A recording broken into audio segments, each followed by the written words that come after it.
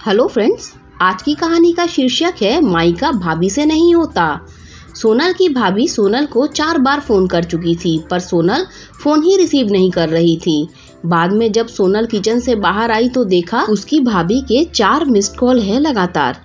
यह देखकर वह घबरा गई, क्योंकि उसकी भाभी को पता होता है कि अगर सोनल 2 बार में फोन नहीं उठाती है तो इसका मतलब यही है कि वह अपने काम में व्यस्त है या फिर फोन से दूर है। अब सोनल का मन घबरा रहा था, क्योंकि भाभी के 4 फोन लगातार आने से उसे टेंशन हो गई थी, क्योंकि सोनल की मम्मी की तबीयत इन दिनों ठीक नहीं चल रही थी। अभी 2 दिन पहले ही सोनल अपनी मम्मी से मायके में मिलकर आई थी। फिर भी सोनल ने हिम्मत करते हुए अपनी भाभी को फोन लगाया, और फोन जैसे ही भाभी ने उठाया तो सोनल को रोते हुए कहा, दीदी, मम्मी जी हमें छोड़कर चली गई हैं। रात को अच्छे से सोई थी। सुबह आपके भैया और मैंने खूब उठाने की कोशिश की, पर वह नहीं उठी। तब हमने डॉक्टर साहब को बुलाया। फिर उन्होंने बताया कि मम्मी जी अब नहीं रही। दीदी, आप जल्दी से घर आ जाओ। इतना सुनते ही सोनल की आंखों से आंसू बहने लगे। पापा तो पहले ही छोड़कर जा चुके थे और अब उसकी माँ भी नहीं रही। सोनल तो बिल्कुल बेहाल हो चुकी थी। अब सोनल ने रोते रोते यह बात सक्षम उसके पति को बताई, तो सक्षम ने उसे संभाला और उसे जल्दी से कार में बिठाकर मायके ले गया। सोनल जैसे ही अपने घर पहुंची तो उसने अपने माँ के शरीर को देखकर उससे लिपट गई और खूब रोई। आखिर में सक्षम ने उसे किसी तरह समझाया और माँ का अंतिम संस्कार किया। सारे विधि विधान होने के बाद भी सोनल की रुलाई रुकी नहीं रही थी। उसे माँ की बहुत याद आ रही थी। तब सोनल की मौसी ने उसके आंसू पोंछे और उसे संभाला और कहा, सोनल बेटा, ऐसे दुखी मत हो। दीदी नहीं रही तो क्या हुआ, मैं हूँ ना, तेरी मौसी। मेरा घर भी तेरा मायका है। तेरा जब मन करे तब आ जाना अपनी मौसी के पास।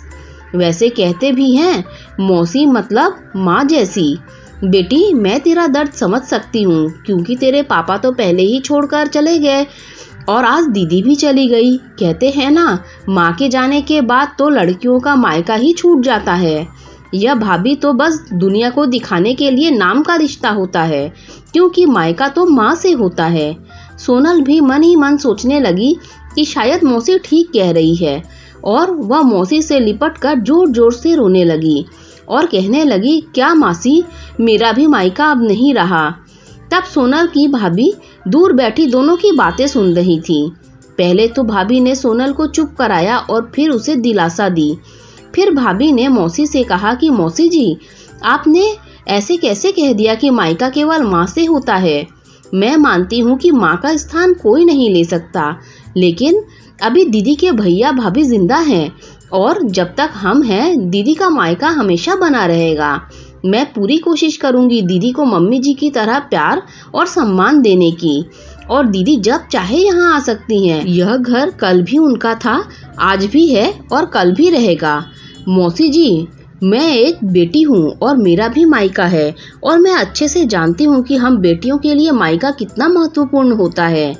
मौसी जी, आप दीदी को अपने घर जरूर बुलाइए, पर उन्हें अपने भैया भाभी के प्यार से दूर मत करिए। तभी मौसी ने कहा, बहू, आज के ज़माने में तेरी जैसी सोच रखने वाली भाभी बहुत कम मिलती है। मुझे माफ़ कर दे, मैंने सोनल को गलत राह दिखाई। तभी सोनल अपनी भाभी के गले लग गई और बोली, भाभी, आज आपने मुझे विश्वास दिला दिया है कि भाभी भी माँ के समान होती है, और मैं संतुष्ट हूँ कि जब तक आप हैं और भैया हैं तो मेरा मायका सदा बना रहेगा। और किसी ने कहा है ना, भाभी माँ के समान होती है। आज आपने मुझे इस बात का विश्वास भी दिला दिया है। दोस्तों, ज़रूर बताइएगा कि आपको कहानी कैसी लगी। कहानी अच्छी लगी हो तो लाइक, शेयर, सब्सक्राइब कीजिएगा। Thanks for watching this video.